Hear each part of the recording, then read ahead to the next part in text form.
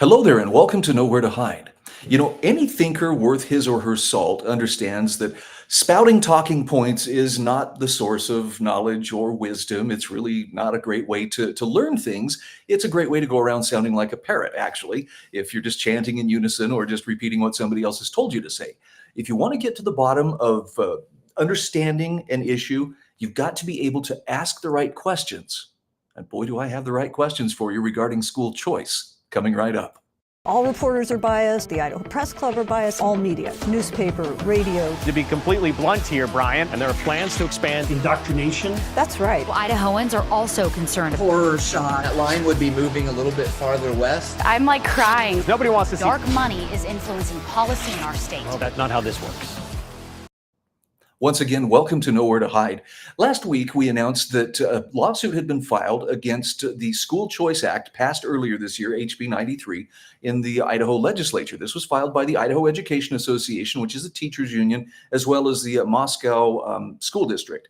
And it's challenging the law, saying it's unconstitutional and it violates certain tenets of the Idaho Constitution that cannot be violated. And, there are a lot of the same talking points that seem to come as vouchers is what they call it. And it's bleeding a starving school system of much needed revenue.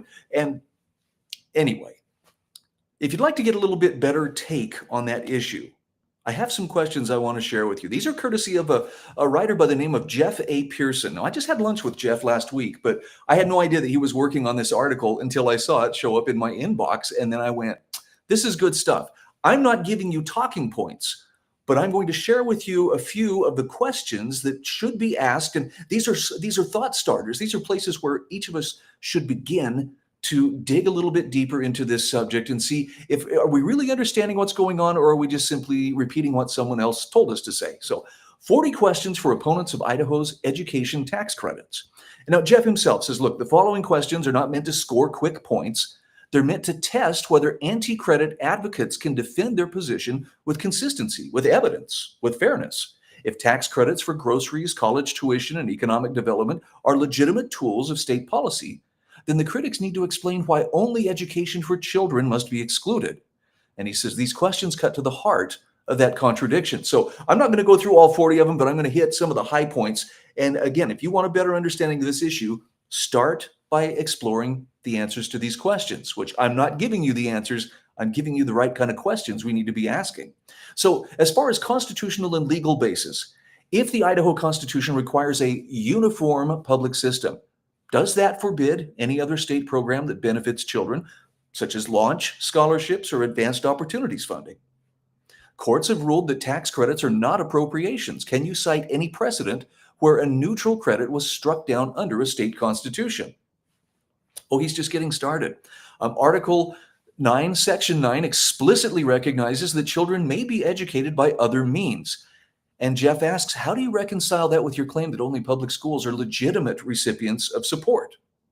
And can you identify a court case where tax credits have been struck down solely for creating indirect competition with public schools?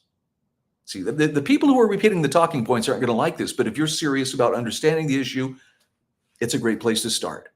He talks about when the Idaho Constitution was written back in 1889, common schools referred to a baseline of civic literacy, not a state monopoly.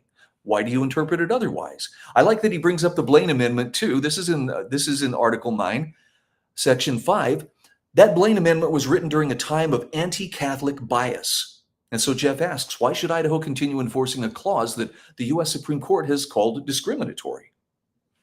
As far as the fiscal questions, if a student leaves public school, why should the state still be required to spend the full per pupil cost rather than a smaller credit amount? And can you explain why credits are more harmful to school funding than the many existing exemptions, deductions, and credits in Idaho's tax code? Okay, again, I have my own take on this, but these are the questions I just want to get out there, courtesy of Jeff Pearson and his Substack. Why is it acceptable for launch scholarships to support students at BYU Idaho or Northwest Nazarene, but unacceptable for families to receive K through 12 credits? And if the concern is about money leaving public schools, would you also oppose families who homeschool or move out of state, since both reduce enrollment and funding? That's actually one I'd like to hear answered by the really diehard advocates of denying school choice. He asks, why do you equate a tax credit which lets families keep more of their own income with an appropriation of public funds? And this is a great question because it's one of the areas where the water is being muddied deliberately. Well, this is costing the state this much. Not if that money is staying in the taxpayer's pocket. Also, would you oppose a credit program if it were shown to save the state money overall? Be interesting to hear the answer.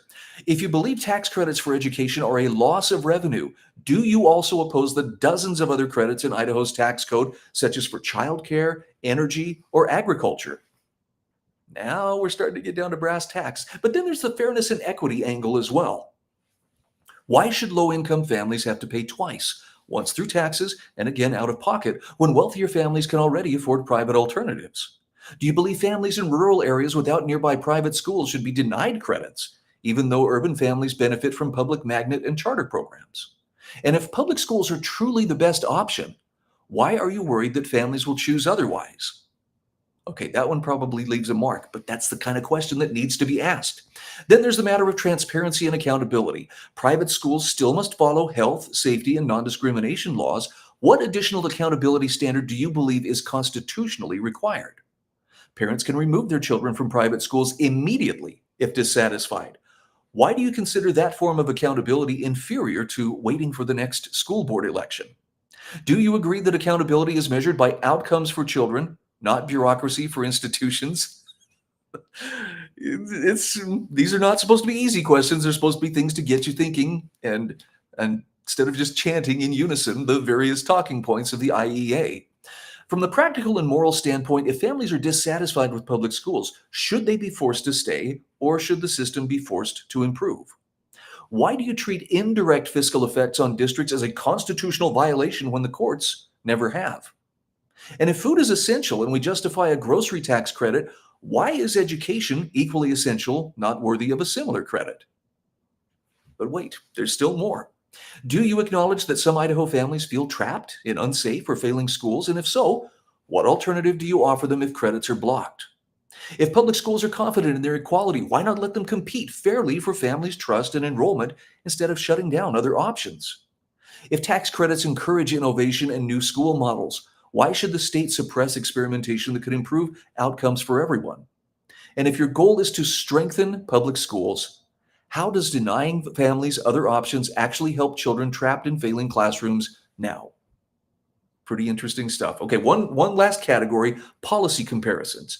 If the state offers tax incentives for businesses to relocate, why should families not receive similar incentives to place their children in the schools that fit them best? How do you reconcile opposition to credits with Idaho's existing practice of providing launch funds that can be spent at private religious colleges? And if you support the grocery tax credit because food is essential, why is education, which is equally essential, treated differently?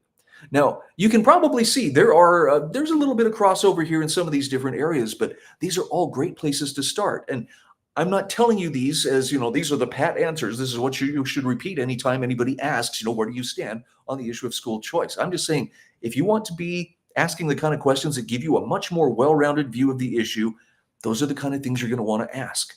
Now, is mainstream or legacy media covering it in this way?